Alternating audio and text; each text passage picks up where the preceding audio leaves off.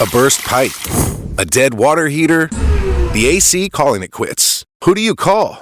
HomeServe is an easy way to handle unexpected home repairs with plans covering stuff basic homeowners insurance usually won't. Instead of scrambling for a contractor, you make one call to get the repair process started. Join the millions of customers who trust HomeServe right now. Go to homeserve.com/podcast for 50% less your first year. That's homeserve.com/podcast. Savings compared to renewal price. Void in Florida. Hey there, it's Wayfair here, where delivery and setup are as easy as a few taps on your phone.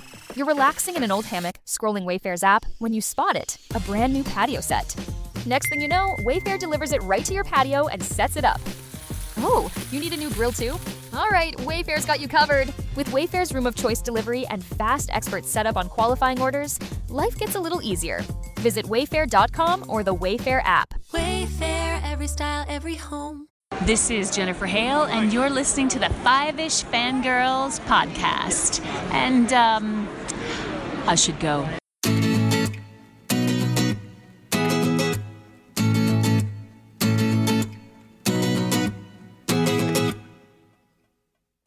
The tangents this week continue all the way to episode 530 of the Fiveish Fangirls podcast. All right, everybody, gird your loins. Welcome, everyone, to this week's episode of the Fiveish Fangirls podcast. So glad you joined us. Let's start off like we do on the virtual table and see who's joined us this week. This is Brittany in Bengal. This is Holly from Wisconsin. And this is Rachel in Indianapolis, Indiana. Hello, everyone. Hello. Hello. Hopefully everybody is doing well. All things considering, it is stupid hot. Actually, it's not. I mean, temperature-wise, it is hot, but it is very muggy. It's the old cliche. It's not the heat; it's the humidity. They ain't lying. Nope, they ain't. Oh, all right. Well, let's get into Zen news. Unfortunately, we do have some 10 o'clock news. So and this one hurts. Yes, yeah. I know a lot of diehard Buffy fans that this was not good news. No, I didn't even know he had been ill for some time. So, I'm last day of school waiting for my lunch with my friends and scrolling, and I see this and I'm just like, oh. Yeah. Excuse me while I head over to the corner and bawl my eyes out. Yeah. So Anthony Head, who probably most people know him as Giles from Buffy. He has passed away at the age of 72, which I didn't realize he was that old. I mean, in the grand scheme of things, that's not that old, but it's like he doesn't look it. No, right? He looked fantastic. Yeah. But yeah, he died from complications of pneumonia. So, but yeah, he was he was the Scooby Gang's mentor. Yep.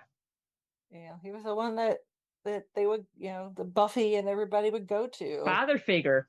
Yeah, he was the father figure. He was the seasoned adult. Yes. The responsible adult.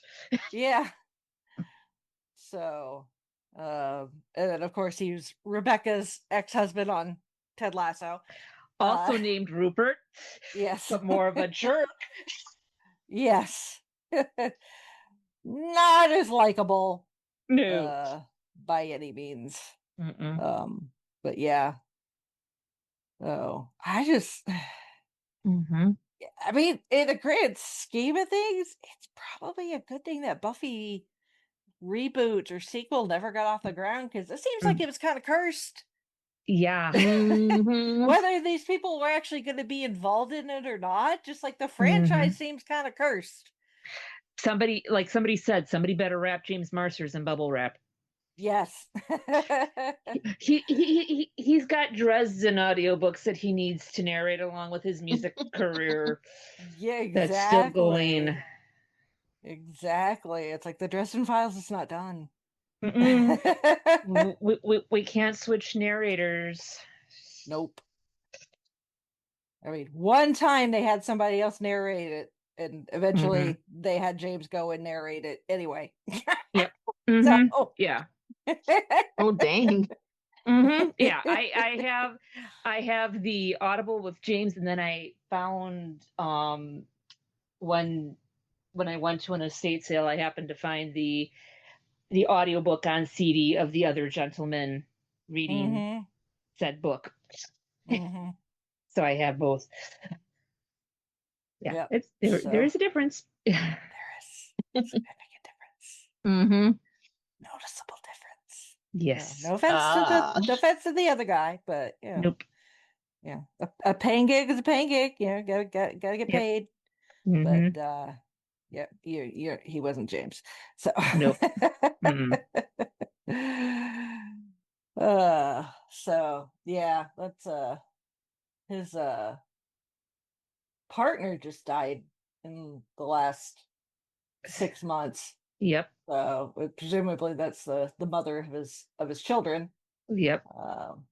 So that's I know that the Buffy cast has been uh posting about it. Hmm. So Yep. And then his Merlin castmates too have been Hmm. posting as well. there is that, unfortunately. Hmm. Moving on to other things. Kind of unofficially award season has started again with the Tonys. Were were last night in New York, of course. Hmm. And some recognizable names walked away with the statues. I love that. Uh, if anyone remembers, uh, because I think this kind of was something that came out of the pandemic, because it was on Apple Plus first, starting in 2021. And Schmigadoon? there were 2 seasons of it, but then they moved it to an actual stage production. But yeah, Schmigadoon, it's about this couple from New York who become essentially trapped in a world of musical theater. Uh, so it's very much like tongue in cheek, poking fun at musicals and that sort of thing. Um, but uh, but yeah, it's these this couple, they go backpacking and get lost and stumble across this town called Schmigadoon, which if you've ever seen Brigadoon, Hmm.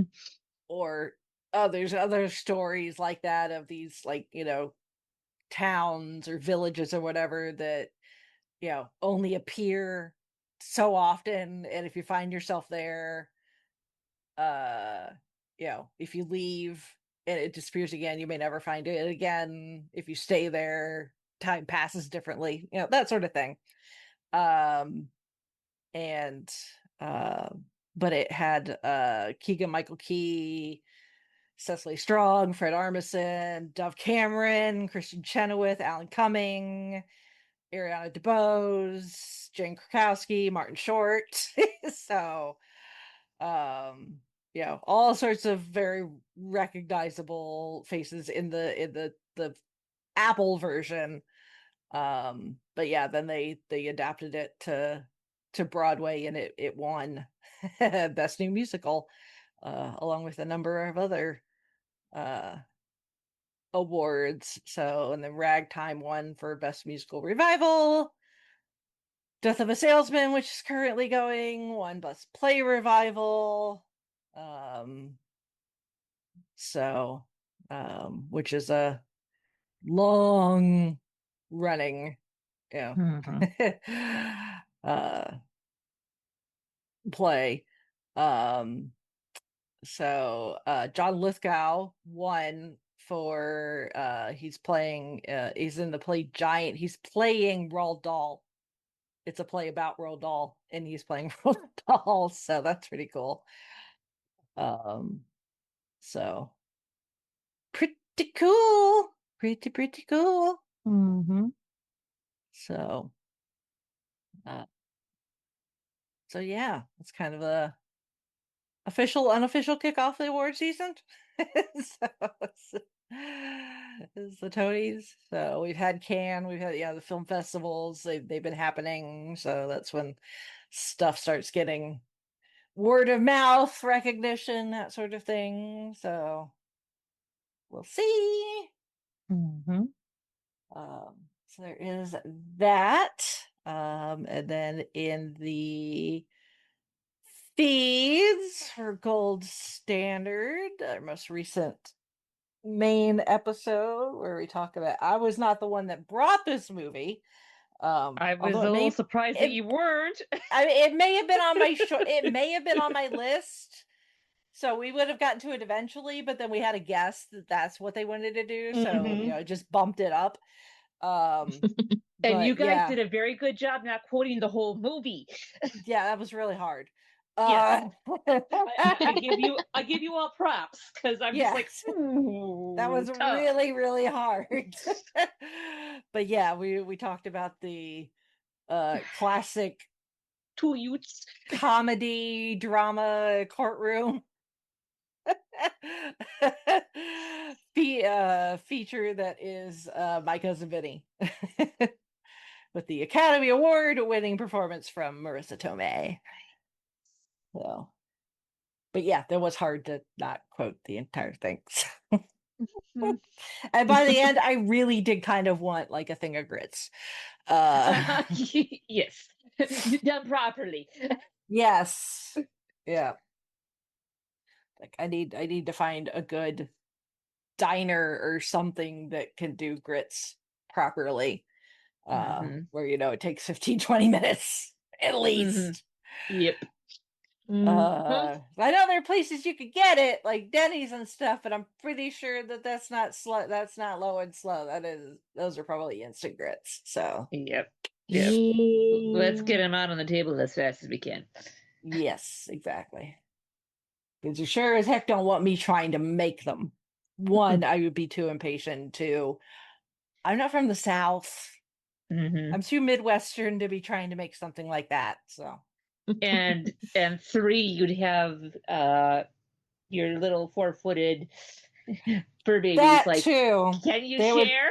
yeah, they would probably be like, We "What are you want. doing? What are you doing? We know you're Where's making food. mine? Yes. Where's ours? Yes. Where is mine? Please and thank you." We have to help So with the quality control. they're usually pretty good about not being completely underfoot when one of us is in the kitchen. Well, So that's good. yeah, time will tell. Right. Yeah. They For right now, Yeah. they're pretty good about not being underfoot. So, but yeah, My Cousin Vinny, good stuff.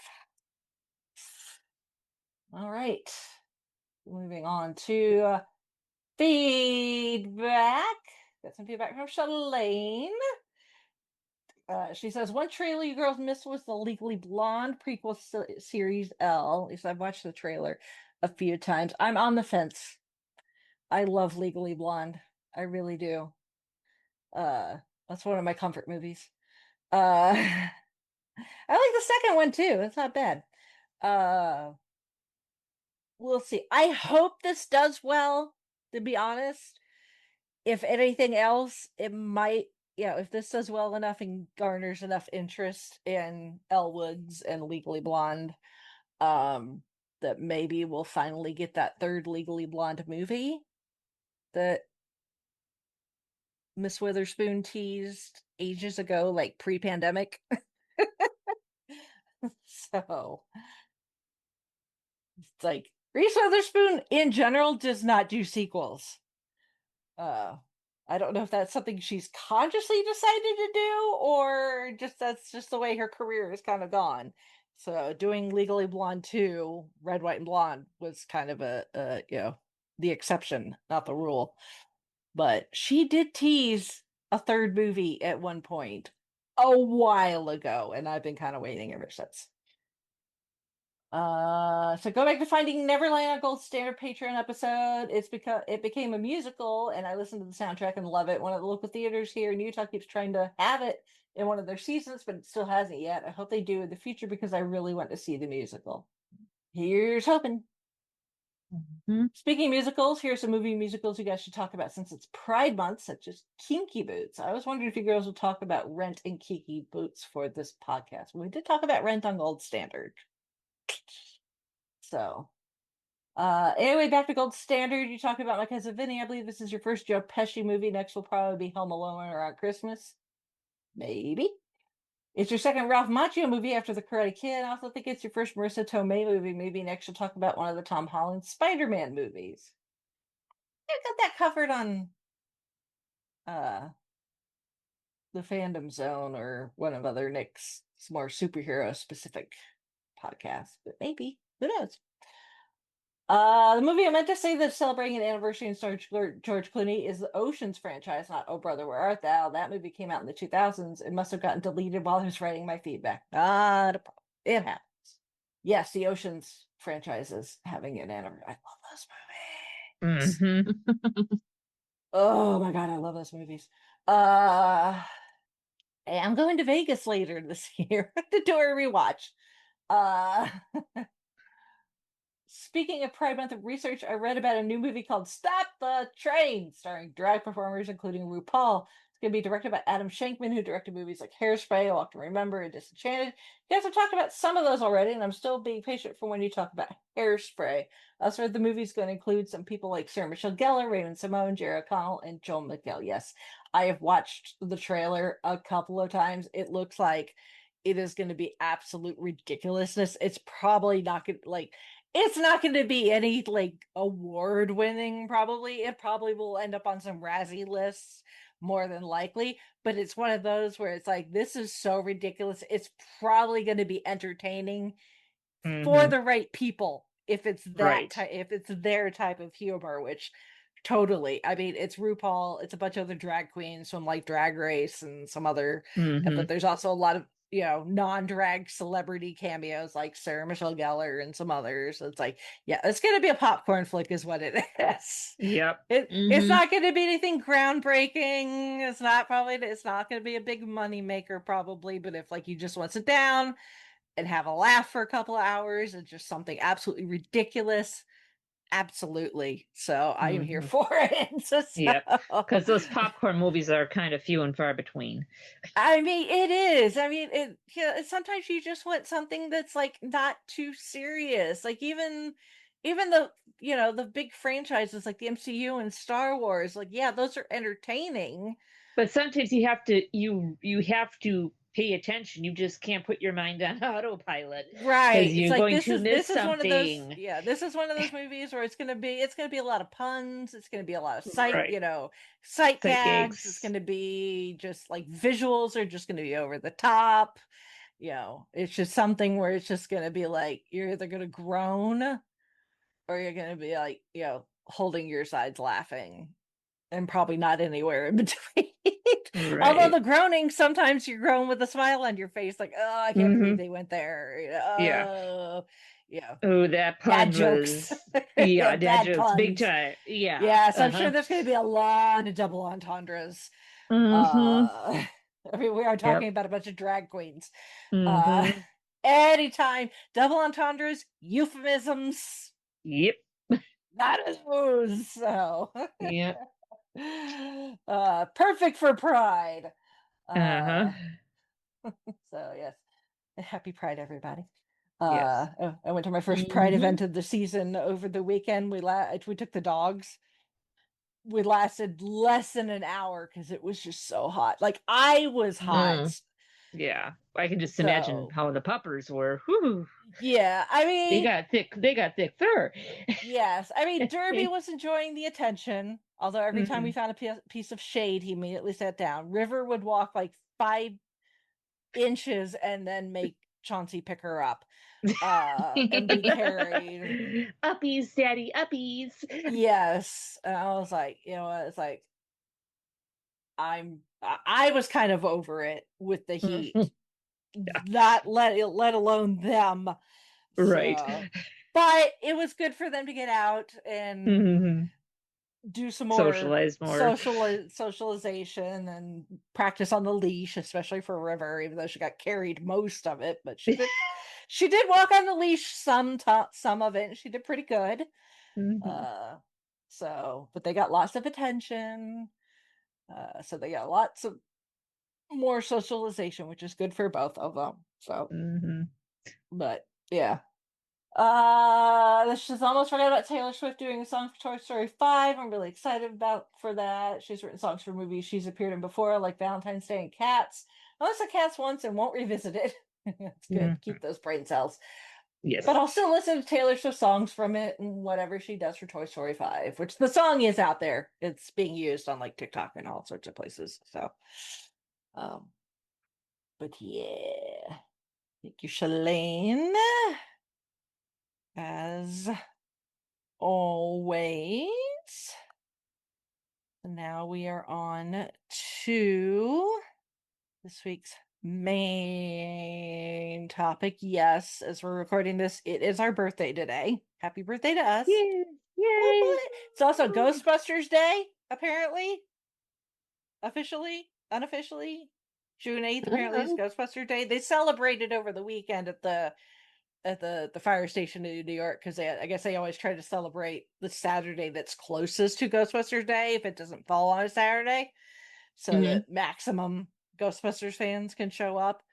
But yeah, apparently today is Ghostbusters Day. It also means it's Colin Baker's birthday, so yay! But since Chrissy was unable to join us, we are going to celebrate our birthday hopefully next episode. Crossing our fingers and toes that the scheduling works out. So we're going to put our birthday temporarily on hold, and we are going to talk about The Devil Wears Prada. It's our birthday month. We can say that. Exactly. Which this also means that I don't have to talk about the slight spoiler for our birthday episode. Now these books I don't have to include in our next discussion in our book talk. Because I did read all 3 books. Wow. That are part of the universe, the Devil Wears Prada universe. Cool. That Lauren Weisberger has written. So yeah, for those that don't know, Lauren Weisberger, she did have she did work at Vogue for a time with Anna Wintour, and she wrote The Devil Wears Prada as kind of a wink and a nod to some of the things that she kind of went through, and what it was like working for Anna Wintour. And the book was 2003, became a big hit. Eventually that got turned into a film. The film rights were acquired by 20th Century Fox, which is why you can watch it on Disney Plus now, / Hulu. And the first movie was released in 2006, and then recently the sequel, The Devil Wears Prada 2, was released, and is thankfully, I say this as someone who has read all the books, thankfully not really based on the second book. There's a little bit, like Emily is. I'm gonna spoil everything. I'm gonna spoil the books. I'm gonna spoil both the movies. It is what it is. So the difference between the first book and the first movie. Andrea curses like a sailor and smokes like a chimney in the book. Nate is a teacher, not a chef. Her best friend, who comes back in the second movie, Lily, has a much bigger role in the book as Andy's best friend. There's a whole subplot with Lily suffering from struggling with alcoholism and the really some major, probably like depression. She's in graduate school trying to get her PhD, I think, in like Russian literature or something. And so there's a whole subplot with her dealing with that and dealing with the stress and anxiety that's coming with that's making her turn to alcohol. There are, instead of just Nigel, while Nigel does exist in the book, there's also another like secondary character. So Nigel is kind of he's kind of I guess they take Nigel in the book is flamboyantly like cliche gay and is not afraid to flaunt it by any means. He wears like the descriptions of the outfits and stuff. Like she describes everybody's, and Nigel is always wearing the most outrageous things. But yeah, he doesn't care. So he there's James is the gay guy. He works in the beauty department, and there's an on-running joke that he'll call in fat to work. He doesn't want to come in. So and for the most part it's there's you do get more of Miranda's husband, current husband, who is not the father of her twins. And he is extremely nice. As evil as Miranda is, her husband is super, super nice. So, Christian still there, who he's a writer. There's more of the staff, like of Miranda's like household staff, like her your girl's nanny, Miranda's personal chauffeur, some of the other household staff will help Andrea when she gets stuck. She needs information, because Miranda is absolutely notorious for not giving details about anything. So the job, like the job, when she gets the job at Runway, it's pretty much the same. Miranda, calls her by the wrong name. She calls her Emily. She's notoriously bad about not giving information or updating either girls on anything. And yes, Andrea does end up going to Paris, but it's because Emily gets mono. So it's not anything that Andrea did, or really Emily did, or anybody did. She just plain could not go. She doesn't have to get hit by a taxi or anything. She gets mono, and her doctor tells her absolutely, you have to be homebound. You cannot go. So she does go. Is where she runs into Christian again. There's a little flirty stuff going on there. Um, and the only reason that Andrea ends up going home is while she's gone, Lily gets in a drunk driving accident, and her parents call to let her know. And at first, her first instinct is to go home, but then she realizes that it'll look really bad. It's like she's so close to hitting that 1 year mark of working for Miranda, or it's just essentially all the doors will be open for her. That and the fact that Lily is in a coma anyway, so she kind of uses that to justify. She's like, she's not awake, she wouldn't know I was there anyway. That sort of thing. And it's not until they're at a a show, a runway show. I don't remember for what, whatever designer, Dior or whoever.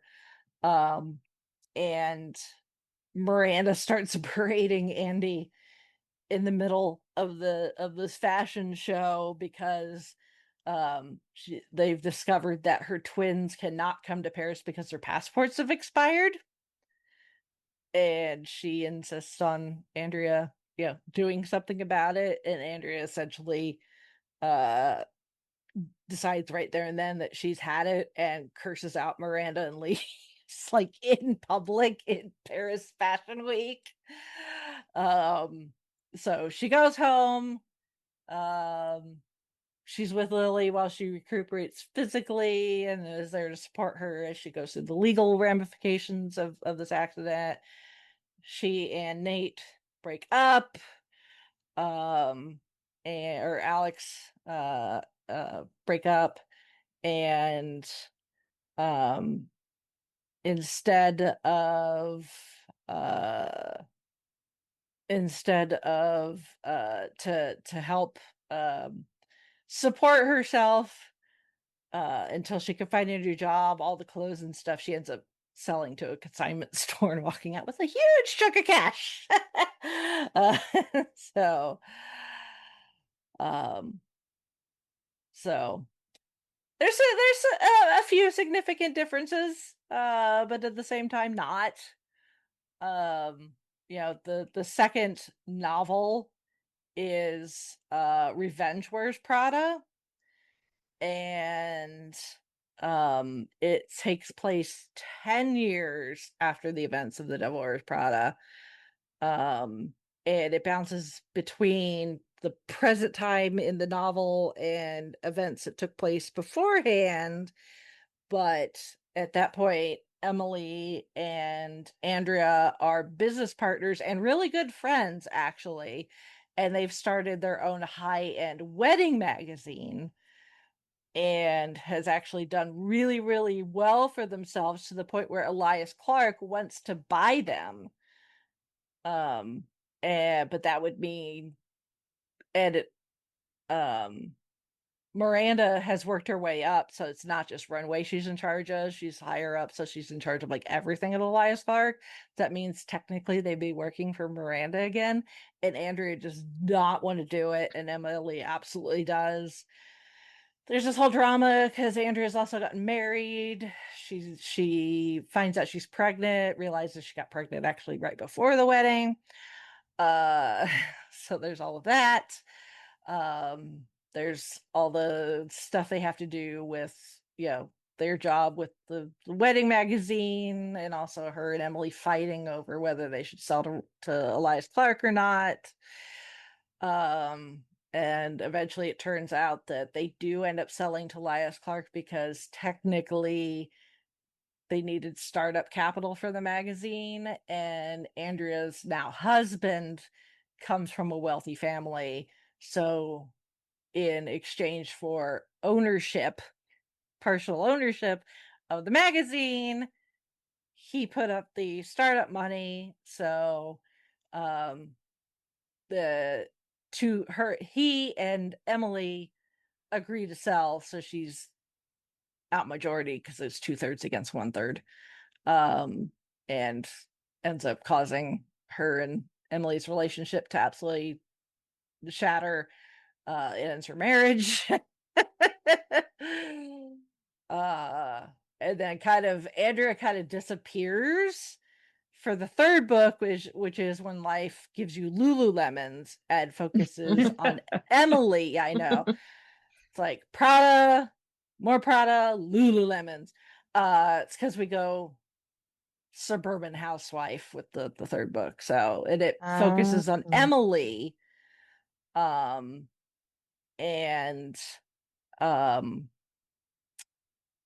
Emily is living in California with her husband, and her husband is a producer of some sort, so he's constantly traveling. They've been married for quite a while. She runs like her own like firm doing like PR and other celebrity management type stuff. And there's this up and comer that's younger than her, a bit more social media savvy than her. And because this was released in 2018, which seems so long ago yet not. And so there's this up and coming that's kind of Emily's competition and her clients start dumping her to go to this newest hot thing on the market. And she ends up going to New York for something and ends up meeting with a friend of hers, and through that friend she meets she ends up in the world of like kind of upstate New York suburban housewives. So it's not Stepford wives, but kind of, except they all wear Lululemons instead. And they're not androids, they're still human beings, but they're still very much, you're very stereotypical waspy upper class white suburban housewives. They all wear leggings, and they all have handfuls of children with obnoxious names like Brinley and crap like that. And of course Emily is just like which in the books Emily is not British. So the fact that Emily Blunt gets to stay her British self, I think just makes it more charming. But there's this one housewife who is the second wife of this politician, this businessman who's working his way into politics, and she gets pulled over and accused of drinking and driving with her stepson and his friends in the car. And it's this whole thing. And her husband is been carrying on an affair with the daughter of a former president. So or former vice president, somebody like that. And thinks that would make for a better image. Younger wife, hot, blonde, that sort of thing. And Emily comes into at her friend's request to try and help this woman's image, because essentially her soon-to-be ex-husband is doing everything he can subversively to try to like ruin her reputation, so that when he divorces her and suddenly is with this new hot younger, trading in for a younger, newer model of wife, people will be like, oh, good for him for moving on to this crazy lady who drives drunk with kids in the car, that sort of thing. So So it's a whole thing. Still very much a lot of it's still a lot of name dropping as far as like celebrities, designers, locations, restaurants, events, that sort of thing. Miranda does make a cameo.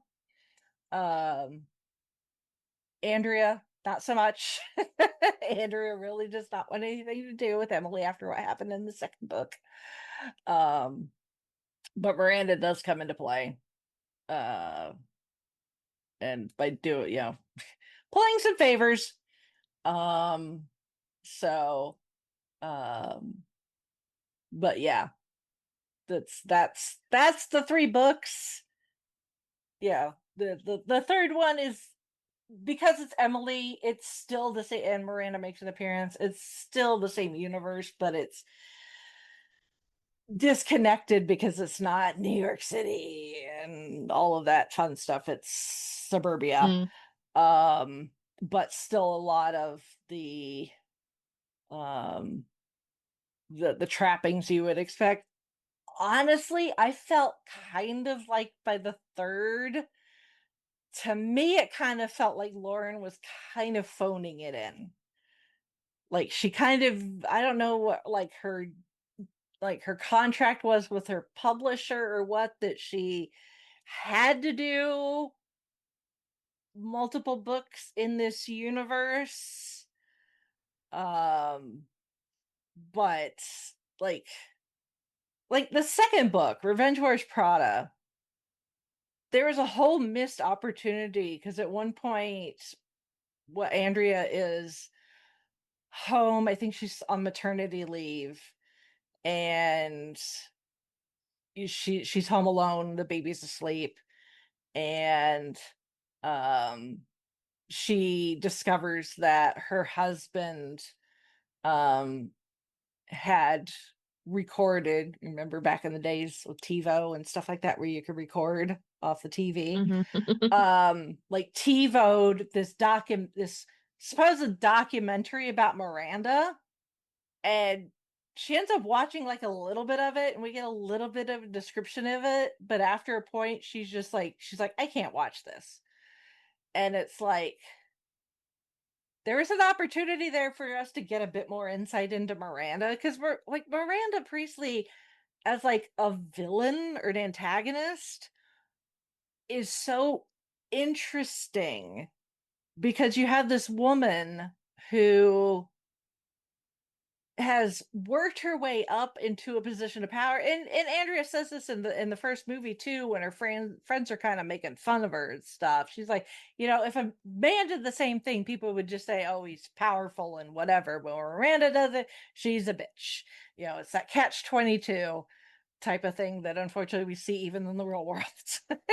you know there is a reflection of the real world in there. um but like we don't really learn a whole lot about like where she came from and why she is the way she is. Like, has she always been like that bossy, or is it a persona that she's developed over time that she realized would help her get ahead, even though it means failed marriages, you know not spending a lot of time with her children, not really having a lot of actual friends, just people that will be friendly because they think they can get something from her. Um, that sort of thing. But instead, they just like Andrea watches like, a couple minutes of this documentary and she's like, ugh, I can't, and then turns it off, and then that's all we get. It's like, why? Oh, and then like Emily, by the Emily has always been very ambitious, but like she and Andrea have become friends, like really good friends in the second book. And when this whole Elias Clark thing, when they come a calling, saying we're interested in buying your magazine, Emily is immediately like, this is what we've been working towards. We wanted to make this magazine into something that someone might be willing to buy, so that we're not having to do all of the work that comes with doing a magazine, day in and day out. But it's like Emily gets like Andrew, even when they go and meet, they have meetings with Miranda before anything gets signed, even behind Andrea's back. And like it's been 10 years between the first and second book. Like Andrea is still having like PTSD nightmares about working for when she worked for Miranda. Yet the minute Elias Clark comes calling with a big old check, Emily seems to have forgotten everything, how horrible thing that Miranda ever did to her in the time that she worked for her, and knowing full and well that if they go back, Miranda's not changed. They're gonna go through the same thing. She may have claimed she's changed, but how does that Oh saying no, go? Miranda Leopard doesn't never change its claims she. scent? No, Miranda's Okay. never. Miranda absolutely does not act. Try to pretend she is anybody but who she is. Which on one side that's a good thing, because then you know what you're getting yourself into. But at the same time, it's like, she's a horrible, horrible person. But all Emily sees are dollar signs. And getting back into the good graces of Elias Clark, and getting back into that that world of working someplace like that, even if it does mean working for Miranda. And then what happens when she teams up with Andy's husband? She goes back, and so we're continuing being part of the magazine under Elias Clark for like a year at best before she gets fired, for Miranda drops her. It's like, and Andrea's all like, like, I could told you that was gonna happen. She did tell her that was gonna happen. It's like she's either gonna drive you out, or she's gonna find some reason to fire you. She's gonna change the way that we do our magazine. She's got her vision, and for a while she'll let us to continue to run things the way we want to, but eventually she's going to do the Miranda thing and get herself involved and start making changes. And that's exactly what happened. And all Andrea can do is kind of sit beside going, I told you so. And so are we, the people reading the book, like, Andrea told you so. It's like, but it's like, it's so weird that Emily would be like that. I mean, it's one thing to be ambitious, is another to be so ambitious that you would go against your best friend and team up with her, and scheme with her spouse to go behind her back, and then fully convinced that things are not going to be like it was before. And it's exactly like it was before, because Miranda doesn't change. Oh, so when in the sequel movie, when Emily betrays, essentially, in this case Andrea and Miranda, at least they figure it out before she really gets a chance to stab them both in the back. But still, it's like, why like the sheer like extreme ambition that Emily is willing to go to in both the second book and the second movie, to me, are just like, really? It's like, you could have done why. It's like, yeah, right, because she's British. What is she, Bond villain? What is this thing going on here? uh so but like, that's like the closest thing, though, to that they really kept from the second book, was Emily essentially being the bad guy and doing, being a double crossing so and so, but she doesn't pull it off in the second movie like she does in the second book. But movie Emily, married, divorced, has kids. Andrea, not married, no kids. And that's kind of it. So, so they made. I'm glad actually that they did not follow the second book as closely, because I think I would have found it just really difficult. To be honest with you, just because it's just like, are we, again, like the third book is contrived. The entire time that I was reading, I'm like, where are we going with this? Like, I do not understand. The second book, it was at least a little bit, because it was like, oh, I know these characters, I know these locations. But at the same time, it's like, oh, Lauren, what were you doing? Mhm. It's like you had a little bit of an idea, then what, the pressure got to you, you were on a time crunch, so this is what you came up with. I don't know. Or maybe But publishing company was like, we need book. maybe, I don't know. I don't know. Oh, but there was potential there. There was good potential there. Um, so at least with the second movie, they found a way to make it work so that Miranda is a bigger part of it, because you kind of have to. I mean, them casting Meryl Streep uh as Miranda for the first movie was just absolutely a stroke of genius. It's an iconic role.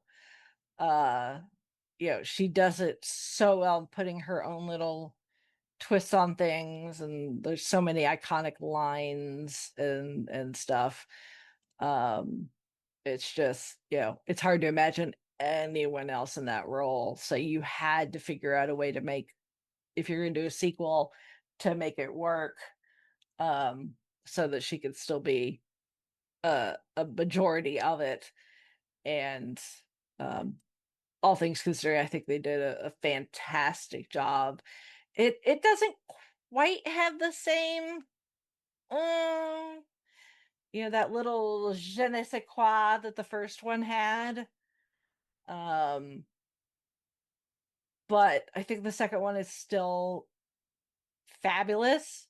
Like, I mean, you can tell obviously a significant amount of time has passed, therefore the taste in fashion has changed. Especially as the characters have gotten older. Andrea, the outfits that Andrea wears in the second movie are really kind of what she was wearing in the first one before her makeover, but more elevated. Andrea's always been kind of more about comfort than fashion. And when she has her makeover in the first one, which is very iconic, that the entire like sequence of her, you know, in the different outfits and stuff, very fun. But I mean, she wears a little bit of everything. She wears all sorts of different colors and silhouettes and styles. And there's not really like anything that's kind of anything that screams, this is Andy Sachs and this is her style.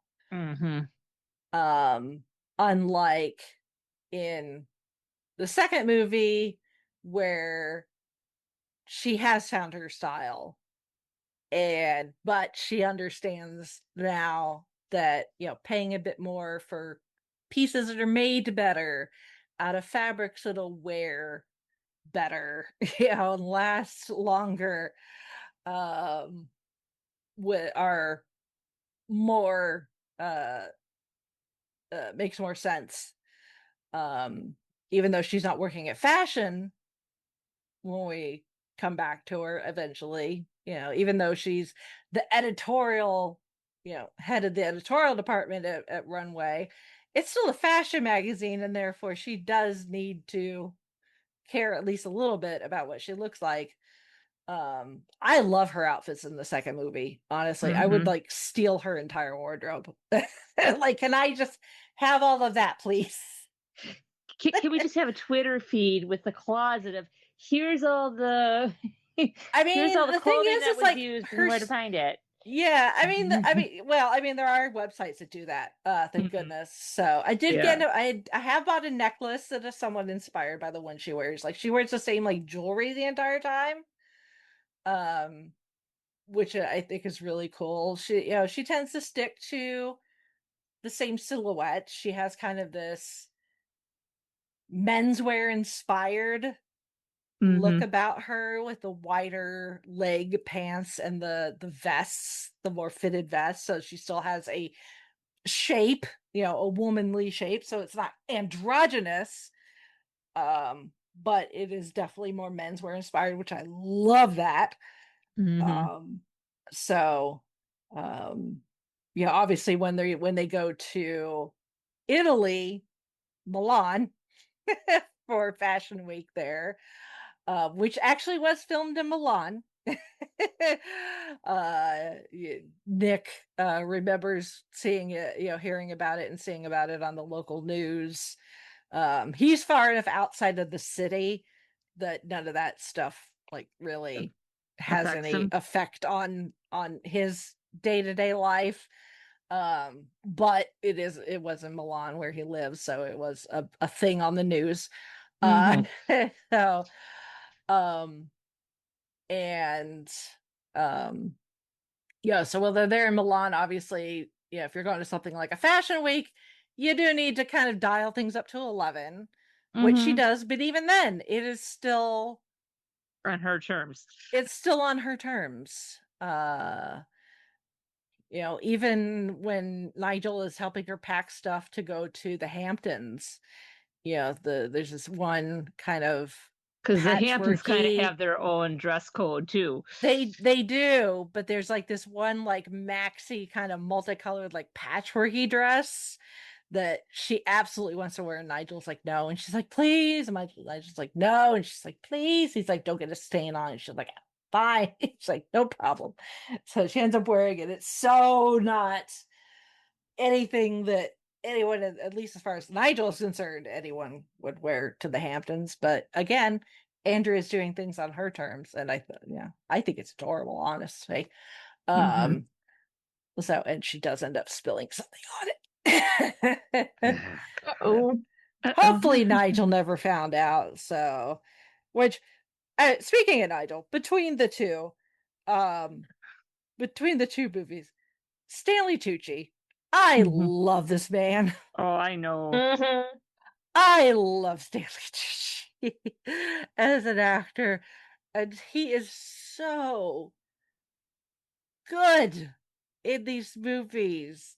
He took they took the Nigel from the book, who was just so over the top, and toned him down, Hmm.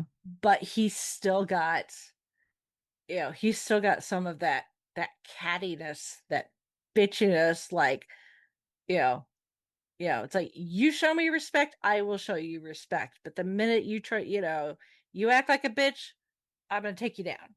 Yeah. Or I'm gonna let you know about it. And I'm gonna let you know about it. When Andrea is having her pity moment, before he gives her helps her with the makeover, he's like, if you hate it that much, quit. The little buck up, buckaroo. Yeah. It's like, you don't, can't stand the heat, get out of the kitchen. Hmm. It's like, Or the grass, or let's put it this way: the grass might not be greener. So mhm. you're gonna have to make a choice here. Yeah, yeah, and then unfortunately, he does end up getting thrown under the not thrown under the bus, but not Ratted getting out a little.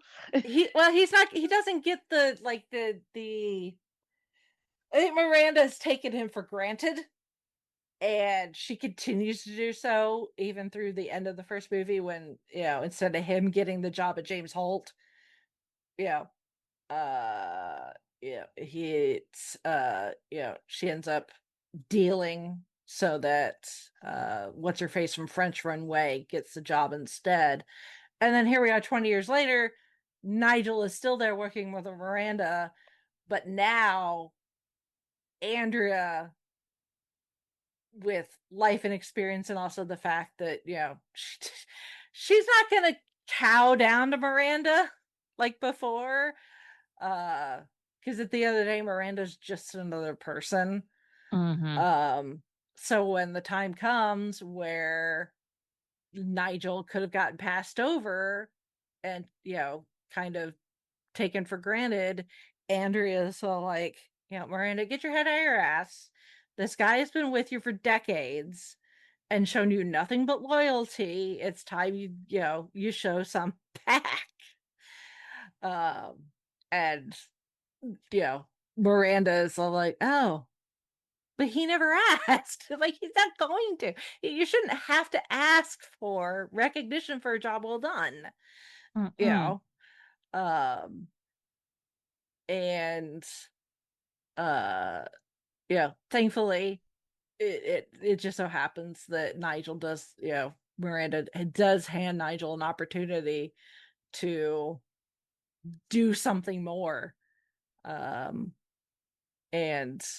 have the spotlight. Even if it's something he's doing on behalf of Runway, it's still letting him be the person that people are paying attention to and listening to as opposed to her. um so but yeah, it's a beautiful thing. It also is a beautiful thing because it's Andy showing how much she's grown as as a person and as somebody working in a professional atmosphere, realizing that just because somebody like Miranda seems scary, which she is, she has some moments even in this one that at the end of the day, it's like she's not completely unreasonable. She does have a heart in there somewhere. You just kind of have to speak in a language that it'll get through to her. I think is what it is. If you can speak her language, she'll listen. But it takes a lot of, I think most people are just too scared of her to try and figure out how to communicate on her level. Oh, oh, but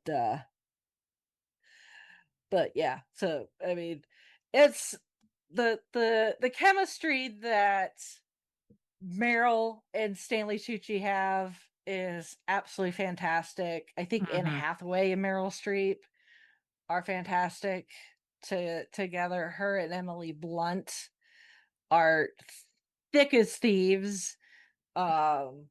Just those four are just fantastic as far um as their chemistry is concerned. Obviously you've got occasional cameos and the like, both people playing themselves and or playing somebody else. Like in the first movie you got Giselle Bundchen, who is a Runway staff member.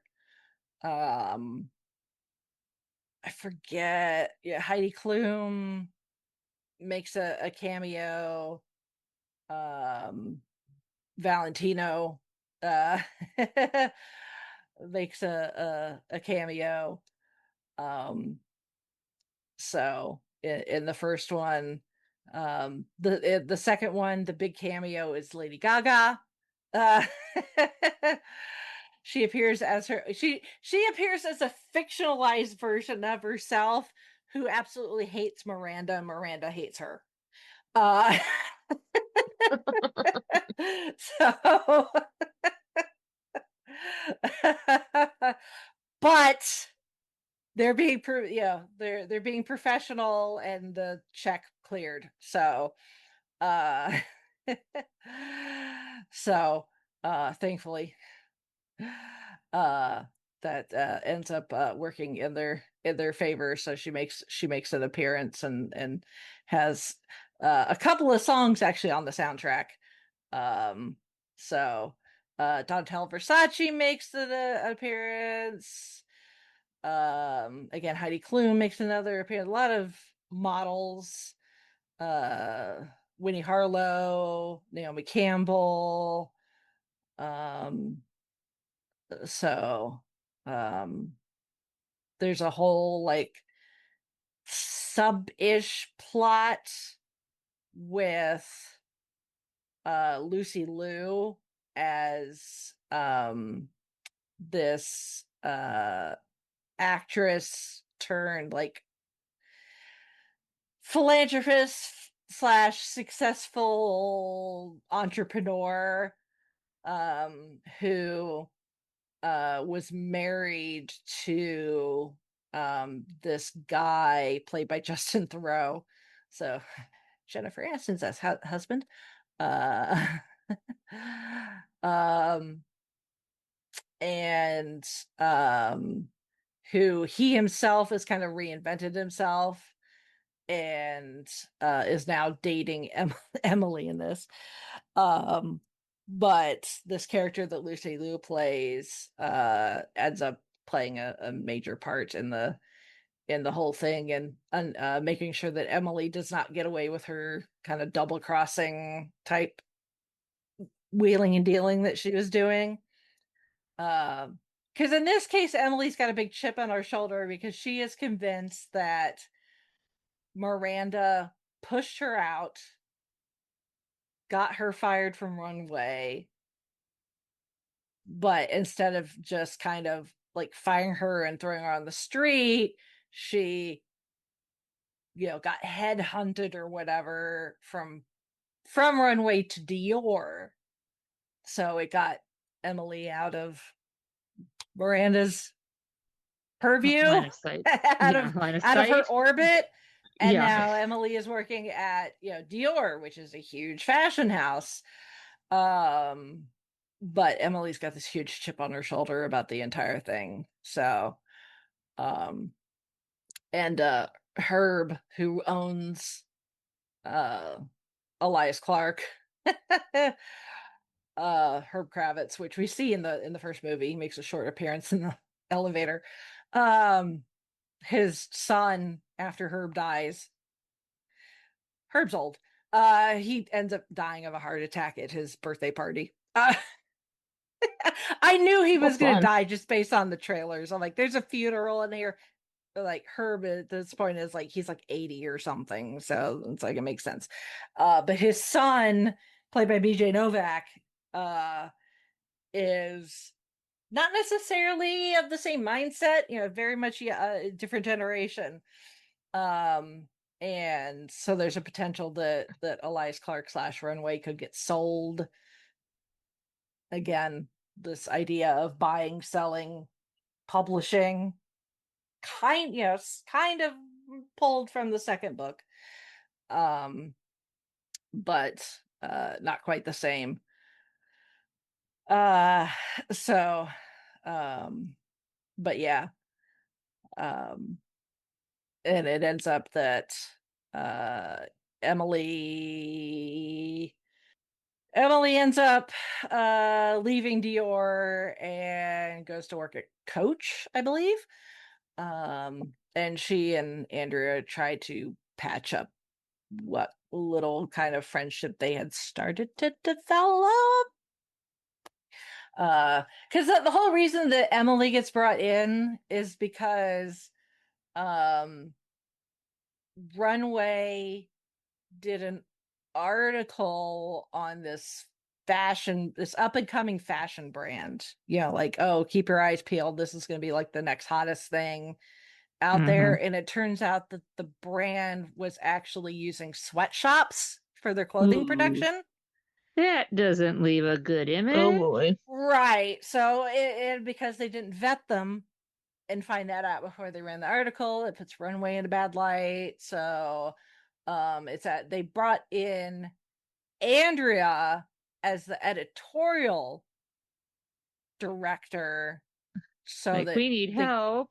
Right, because it's like, the pretty pictures of people wearing really expensive clothing and jewelry that they can never own is not going to help our public image in this case. So, and Andrea had just lost her job working in traditional news journalism because the newspapers she was working for folded or something, declared bankruptcy. I don't remember exactly. But she had developed quite a reputation for writing really good like editorial pieces. So she was brought in, it turns out, because of Nigel. Nigel was the one that gave Herb the idea. No, it was Nigel talks to Herb's son, and it's Herb's son talks to his dad and convinces them that they need to bring Andrew. Good old Nigel, always looking out. She's our best Mhm. shot here. I mean, Nigel, God love him for all the crap that Miranda has put him through. He is really good at seeing the potential in people and seeing where they can do the most good. And this is one of those moments. So yeah, they bring Andrea in, and through her writing, they're able to slowly turn the public opinion on Runway, but at the same time, The their damage has already kind of been advertisers, done. yeah, their advertisers are getting skittish. Because it's like, if nobody wants to read the magazine, nobody's going to buy the magazine, therefore nobody's going to see our ads. And that's where that's where the magazines make their money too, is in advertising. So they realize they need to go to some of their biggest advertisers and kiss ass, and one of those happens to be Dior. So that's how Emily ends up involved. Because they have to kiss Dior's ass. Like, but sorry, we goofed up. I'm sorry for the way I treated you. Yeah. So yeah. So yeah, it's a whole thing, and and Miranda is supposed to be getting a promotion to like head of like global operations for Runway, and that was essentially in the bag, but it was not anything that was ever put in writing, and then Irv dies. And it was like that was something he promised Miranda just between them. It was not anything official. He was supposed to make the announcement at his birthday party, but then he dropped dead instead. So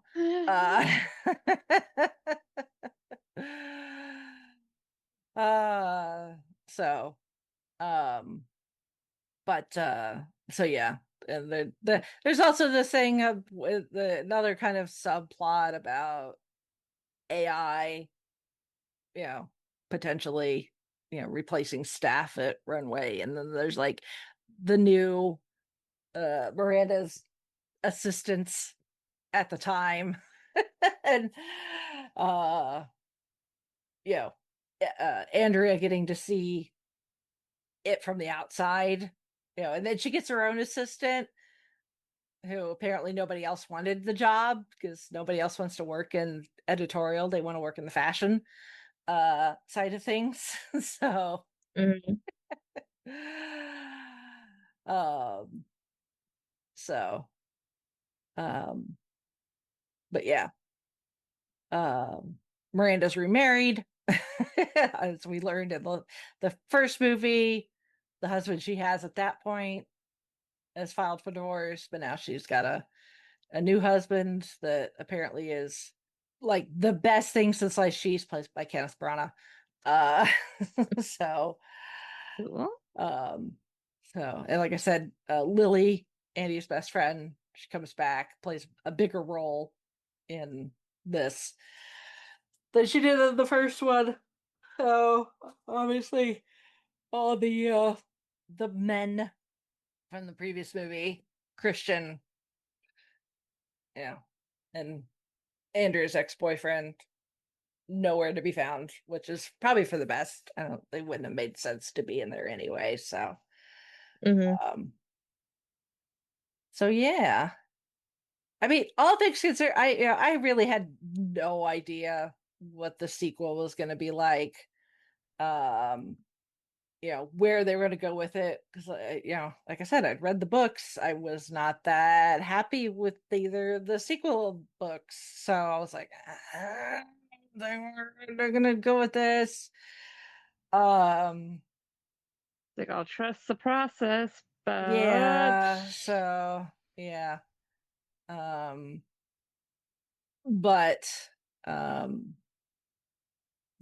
mean, there's some good nods and winks to the books and the previous movie. The fact that, it kind of opens with Miranda at a event, a runway event, and it's all about florals.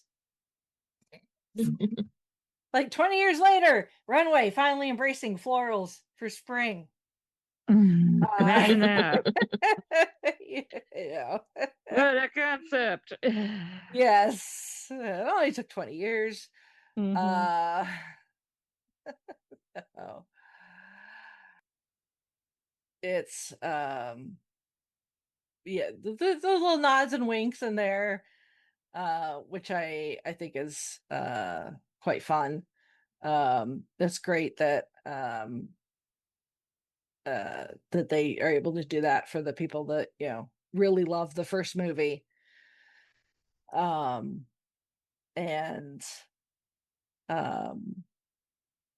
yeah, it seems to have done fairly well. I doubt we're gonna get a third one. Uh I don't think they need to necessarily. Yeah, like 20 years in between movies is it's a pretty good stretch. Mhm. Um Again, Meryl Streep really does not prefer to do sequels. Mamma Mia being her only other sequel, and that was 10 years in between movies, and that's only Mhm. because they agreed to cut down her role. Yeah. So but yeah, they convinced her to finally do this one, and Well, I think it's quite fun. she's got some murders to solve with a few people. Yes, I mean, she has been a little busy doing television, Mhm. quote unquote television. Um, it's they tried to, it's still fabulous but it's fabulous for 2026. Yeah, not 2006. There's something about fashion and pop culture of the aughts compared to now, Mhm. that um makes this, it's still the Devil Wears Prada, but it's grown up kind of in a way. I think it's slightly more sophisticated. There's still some outrageousness as far as like some of the fashion and stuff concerned. Anytime you have Lady Gaga involved, there's gonna be something fabulous happening costume Right. wise. And um excuse me. Obviously having their fashion, doing fashion week in Milan versus Paris, there's different vibes. uh Emily's outfits are outrageous. Definitely. The entire time she's working for Dior, anytime you see her, there's usually something on her that says Dior, literally says, like, it has the logo and or the name Dior on it. um so there's a couple of outfits that Andy wears where I'm like, really, that's what they decided to go with for this particular scene? But I guess if you can't play with fashion when you're in the, like, Milan during fashion week, when can you? uh Mhm. Mhm. Especially if you're going to Lake Como. uh when in Rome, or in this case Lake Como, uh be ridiculous and over the top, I guess. um so um Plus, this is a fun.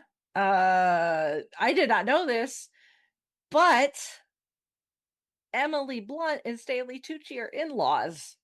Ah, did not know that. He met Emily's sister. He met Emily's sister through Emily, Uh-huh. and eventually married her. Oh, cool. So he Nice. is married to Emily Blunt's sister. So they are brother and sister-in-law. That's So cool. Yeah. So when you see Stanley Tucci's like cooking clips on like social media, I like on his love Instagram those. and stuff, Oh. a lot of those are filmed by his wife. That would be Emily Blunt's sister. Very cool. Nice. So, uh, um, so, they did, they did have to dial it back. Yeah, the fashion budget also was, a little lower. Patricia Field did not come back to do the costumes, um, on this one, which I, for whatever reason that she didn't, I think it made sense, because again, Patricia Fields styling, because she also did she was the stylist on Sex and the City, so you imagine the outfits in Sex and the City and remember the Right. fashion in the first movie. She it's she has a very obvious fashion sense. uh Mm-hmm. you can kind of tell when something's been styled by Patricia Field, and because the tone is different in this, it makes sense that she would not come back to do the costumes for this one. She did get an Academy Award nomination though for the first movie. uh so um but yeah, um so yeah, the Devil Wears Prada. There is a musical. um um it was it started 2015. Kevin McCullum, who's a Broadway producer, had signed a deal with 20th Century Fox to develop some of their films from its back catalog into musicals. Um, the two that he was most interested in were Mrs. Doubtfire, which itself has been turned into a musical, and The Devil Wears Prada. Um, so um, Elton John was brought in to help write the score and lyrics. Um, because I mean, if you're doing a musical about a movie based on the world of fashion, who else could you Yeah. get but Elton John? Um, so they did a industry only presentation in 2019, and then September 2019 they announced a premiere run for summer 2020. Well, we know how 2020 went. Yeah. It actually was postponed before the pandemic, so it just kind of worked out that way. Because they announced in late 2019 that they were going to postpone it for a year. And then the pandemic happened, so it wouldn't have mattered anyway. But that ended up pushing things even further because they weren't even able to work on it because of the pandemic. Eventually it had its first preview July 19th, 2022 in Chicago. Did a limited run through mid to late August. It was considered pre-Broadway.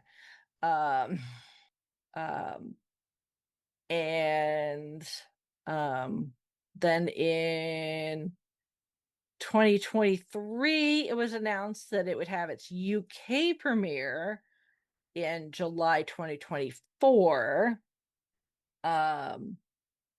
And in February 2024, the cast was announced. They started announcing cast. Full casting was announced in June 2024. And September 2025, a new cast and extension was announced. The show will run until late September this year. And some of the OG cast finish up their run just this past April.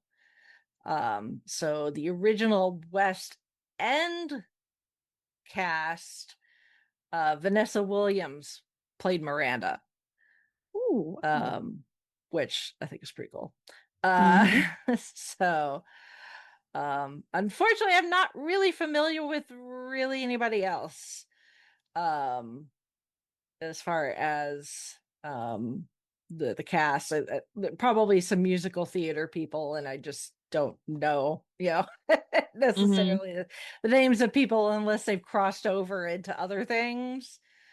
But I remember seeing video at like a press event or something for the West End production and seeing Vanessa Williams sing, and Amy, who played Emily. Emily Emily's got a whole song about how much she loves her job. I use that probably once a week. Not necessarily the song, but just that one clip of Emily going, I love my job, I love my job, I love my job. I Mhm. have that moment probably once a week. Mhm. Oh yeah. So so it's quite funny. So yeah, the music's not bad. Obviously it's Elton John, so it's gonna be catchy. Um the Chicago production didn't get very good reviews. Aw. Uh-oh. Which, that's why it was considered off Broadway. Um because that gives them an opportunity to make some Work on. changes. So make some tweaks, that sort of thing. Um but in general, yeah, it was not very well received. So that being said, as far as the West End cast and run is concerned, Amy, again played Emily, was nominated for Best Actress in a Supporting Role in a Musical for the Olivier Awards. So, which is essentially the British equivalent of the Tonys. So, that was 2025. So, last year's Olivier Awards. So, we'll see what happens after the West End run ends Mhm. in September. What happens? Yeah. uh if maybe they'll send it somewhere else to get some more, time under its Oh, feet. yeah. Yeah, do some more tweaks, that sort of thing. So time will tell. Mhm. Mhm. Time will tell. It's one of those, like, you know IPs where it's got its following.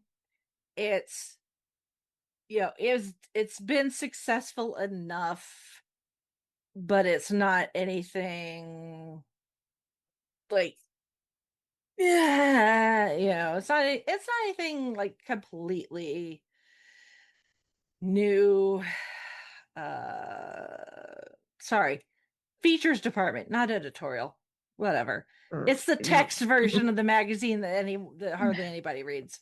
Right. Um, The op-ed. exactly. So, um, but it's not going to be like anything that's going to change the world. It's not going to, but it's just one of those things where it's just like, this is fun. Mhm. It's a good cast. They got great chemistry. Um, we it's fun to look at the costumes even now. It's like, some of the stuff that gets worn in 2006, what I wear now, probably not.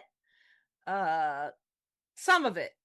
Some of Andy's more casual stuff. That outfit she wears with the jeans with the boots with that purse with the fringe. I like that. I would still wear that now. So um but um you know, it's it's just fun. I think that the it's got its fans. It's totally rewatchable. I still watch the first movie quite a bit. It's very quotable. Um the second one, again, fun. I'm glad that they did not try to recreate the book. I'm glad that they divert from the first book enough for the first movie. I don't think that it would have worked. I don't think Andy would have been as sympathetic a character if Mhm. she had been more like Book Andrea. Because Book Andrea is kind of she's not as, I don't want to say useless, but she doesn't catch on, you know, to how to do the job. She has to rely on a lot of people to help her out. Um, you know, she, like I said, she smokes like a chimney. She curses like a sailor. Um, What's not to like? yeah, but I mean, I can't see Anne Hathaway doing that though. Hmm. So Anne Yeah. Hathaway and the way that they wrote her, it just makes her much more likable, much more sympathetic. Hmm. You feel for her at the frustration of the job. I mean, there it's yeah, even if Miranda was a decent person and actually, like managed, told people information, that sort of thing. Something like that where you're talking about a magazine, so it's got a deadline, a regular deadline. Photos have to be taken, copy has to be written, layouts have to be done. They have to make sure, you have to make sure everything is correct, and it's got to be sent to the printers, so in enough time for to print all the copies and sent out to all the places that it gets sold. So it's not, it wouldn't be an easy job by any Hmm. means. Um, Hmm. but at the same time, it's like it didn't have to be as hard. It doesn't have to be that hard. But Miranda is just so Miranda, and we have no idea why. She's just one of those where it's like, she is the devil, and it's like, why is the devil the way the devil is? They just are. And that's really all you can, you know, kind of chalk it up to. If honestly though, at least again, at least with Miranda, you know what you're getting. There's no Hmm. BS there. She doesn't try to Nope. hide it or anything. She is What you see exactly is on the chin. what you see is what you get. Andrea's friends, on the other hand, especially your boyfriend, he is a jackass in the movie. Hmm. No sympathy whatsoever. They all think that she's, it's just this fluffy little job that she got in fashion, and how hard can it be? And it's like, you know, he just, he is awful. He is a bad guy. She's better off without him by the end of it. So thankfully, she's still got Lily. So Yeah. we got that going for her. And she still has Lily in the second book. So that's another thing that they kept going, is that Lily is still there with her. And Lily has really turned her life around by the time we get to the second book, which is also good. Um, so, but anyways, any thoughts, comments, concerns, Hmm. Nope, it's been a while. I was glad questions? to revisit the series, and I may check out the book series. Same. I mean, at the very least, if you've seen the first movie, the book, if you read the book, it might come as a shock. Mhm. Considering it essentially starts with Andrea and uh cursing profusely, trying to talk on a cell phone, which you're not supposed to do while operating a vehicle in New York, while driving a stick shift, uh, and smoking a cigarette all at the same time. So, yeah, it's definitely going to start off like, whoa, this is not the character that I know from the movie. Yeah. Miranda, on the other hand, exactly the same. Alternate universe. Yeah, Miranda, exactly the same, Mhm. if not worse, actually. So, but yeah, I mean, you'll definitely get a different perspective reading the book. And if you really want to, yeah, you can read the others if you, but you don't have to. Okay. So you could just You read could, the first one in the series and you, call it good. I would, honestly. Okay. Honestly, I would. Because like I said, I feel like Lauren just kind of phoned it in with the second and third one, especially the third one. You know, it was just Mhm. one of those things where it's like you had something there and it fizzled out for whatever reason. But yeah, if you're really like fashion and stuff, at the very least it's fun to listen to all the, or read about all the outfit descriptions and all the name drops and everything. I was big into fashion at one point. That's the whole reason I read the first book in the first place. Uh was at one point I was a huge, yeah, fashion junkie with a very minimal, next to nothing budget. Uh and now I'm grown up with grown up money and I don't care as much about fashion. So which is probably why I like Auntie's outfits in this one so much, because it's like they're made well, they're cut well, they're pretty basic, so you can mix and match and don't have to think about it too much. Mhm. All right, well, before I sweat profusely any more through the shirt, um, which is saying something considering it's sleeveless. Uh, if any of our listeners want to send in their feedback about the Devil Wears Prada, the books, the movies, anything else that Lauren has written. I also read one of her other books. It's not part of the Devil universe. It's called Everyone Worth Knowing. Mhm. Um it's okay. It's again, this girl, um she works in finance and ends up finding herself working in the world of high-end celebrity like PR again, and like marketing and the like, with this company that throws like big parties for, like the high-end companies and with celebrity endorsements and that sort of thing. um so very much kind of a fish out of water. She's not much into fashion and knows much about celebrity and that sort of thing. um but her uncle knows somebody, uh because he's a writer, so um he knows people who knows people who knows people, so she's got an in. That's how she ends up there. Again, brands, celebrity name drops, that sort of thing. So it's like, it's fluff is really what it is.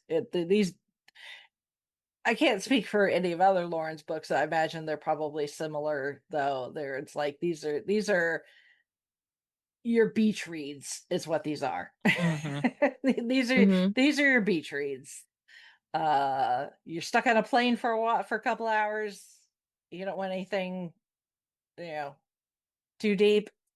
Here you go. Yeah. So, but anyway, you can send your feedback, fiveishfangirls@gmail.com, or go to our website, which is the fiveishfangirls.com, where you can connect with all of our podcast-related social media accounts and our individual ones as well. And lots of links to our book club and ways to financially support us and all the things on the interwebs for the most part. So we got exciting stuff coming up. Like I said, hopefully, cross our fingers, cross our toes, knock on wood, that we'll be able to do our birthday celebration next episode. So stay tuned for that. I've got In Conjunction coming up here next month. I'm getting ready for that, working on this year's crop of names for sci-fi to Wi-Fi, how nerdy women have impacted history.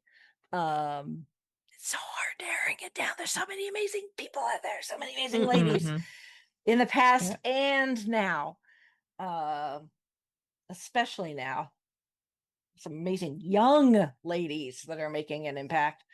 I may have to do a special addendum or something, or make a poster or something to put on my table at In Conjunction. It'd be like, here's a whole bunch of people I want to put in the presentation, but they only let me have 45 minutes to present. So,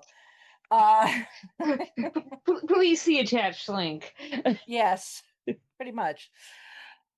But there is that. So yeah, In Conjunction coming up next month here in Indianapolis. Very excited for that. And yeah, I'll keep you guys updated once I know what date, what time that panel is, and any others I might be involved in. I mean, that's the one I submitted.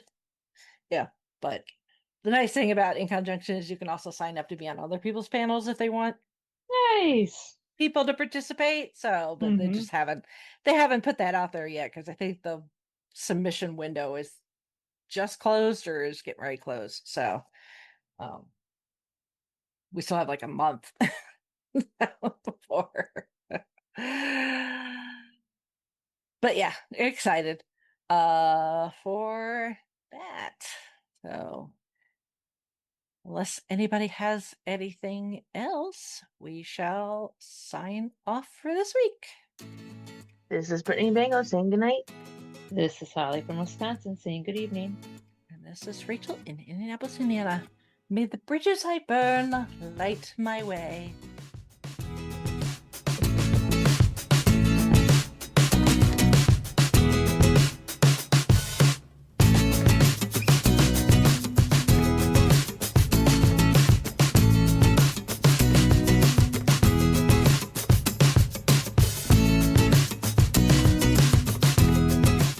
Thank you, our Fiveish fam, for joining us on this week's geeky journey.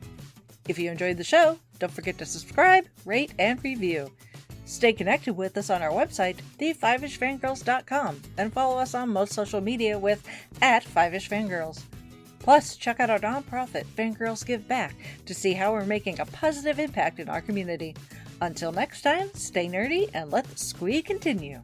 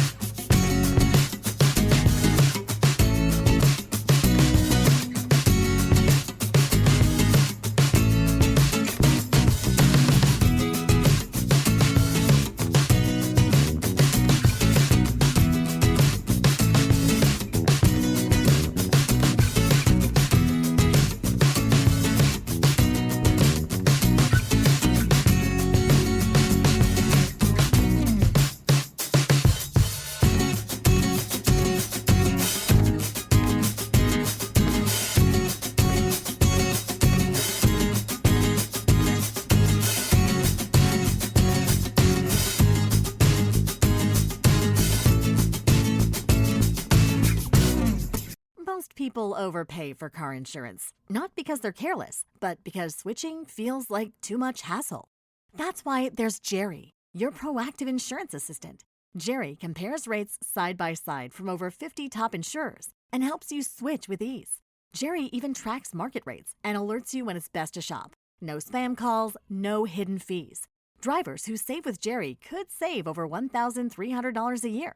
Switch with confidence. Download the Jerry app or visit jerry.ai/Libsyn today. That's JERRY.ai/LIBSYN.